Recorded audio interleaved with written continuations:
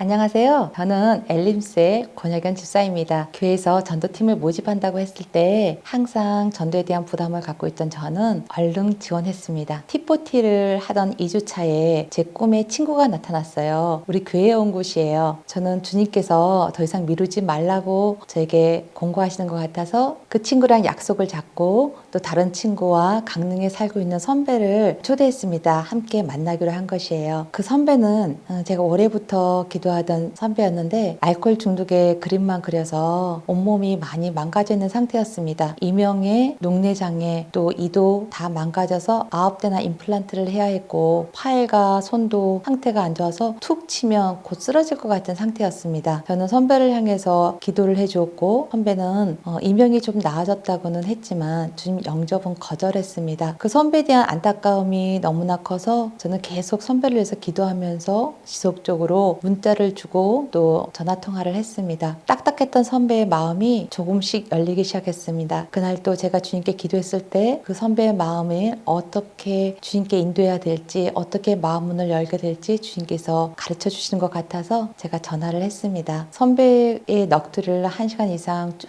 들어준 뒤 저는 제 간증을 시작했습니다. 내 존재를 인정받기 위해서 또 삶의 의미를 찾기 위해서 그림을 열심히 그렸지만 진정 나를 사랑하는 나를 위해서 목숨을 버리신 예수님을 만난 뒤에 그 모든 인정받기 위한 노력이 아니라 이젠 자유해졌다는 것을 알려주었습니다. 선배는 제 말을 듣더니 나도 그렇게 되었으면 좋겠다고 했습니다. 저는 선배를 위해 기도했고 또 하나님께서 선배를 향해 메시지를 전해주라고 했었다고 말하면서 선배에게 하나님의 사랑에 대해서 전해주었습니다. 하나님이 얼마나 사랑하시는지 또 하나님이 지금까지 기다리고 있었던 것과 잃어버린 아들을 돌아오기를 바라는 하나님의 마음을 알려주었습니다. 선배는 묵묵히 듣고 있더니 그것을 받아들이도록 노력해 보겠다고 했습니다. 선물은 그냥 받는 것이지 노력하는 게 아니라고 제가 알려주고 그 선배에게 주님 영접을 권유했을 때 선배는 주님을 영접했습니다. 할렐루야. 저는 매주 수요일마다 전도팀과 함께 전도지를 챙겨서 복지관으로 나갑니다. 한 번은 어떤 할머니가 보이기에 제가 기도해 드릴까요? 라고 다가갔더니 할머니가 목을 가리킨 목을 보여주었습니다. 목에 구멍이 나 있는 거예요. 삭간을 했었던 것 같아요. 할머니는 말씀을 못하시고 고개를 끄덕끄덕 하여서 저는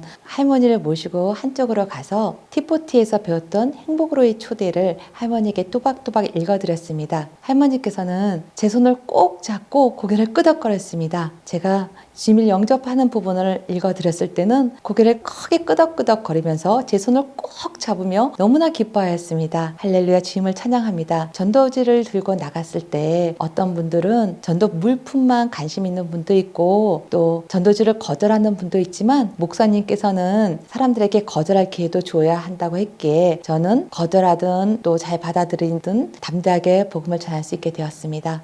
전도를 하면서 그리스도인인 나의 정체성이 더욱 분명해지는 것을 느낍니다. 처음에는 복음을 어떻게 전해야 될지 무척 망설여지고 또 무슨 말을 해야 될지 잘 몰랐지만 전도를 하면서 주님께서 주시는 생각이 있고 각 사람 만날 때마다 그 사람에 대한 것을 알게 해주는 것이 있어서 담대하게 지금 복음을 전할 수 있습니다. 복음을 전하면서 성령님께서 함께 하신 것을 더욱 경험할 수 있고 머리 대신 성령님의 발이 되어서 전도하는 것이 참 행복하고 기쁩니다. 교회에서 함께 나가는 이 전도의 시간이 저는 참 감사하고 행복합니다. 고맙습니다. 할렐루야.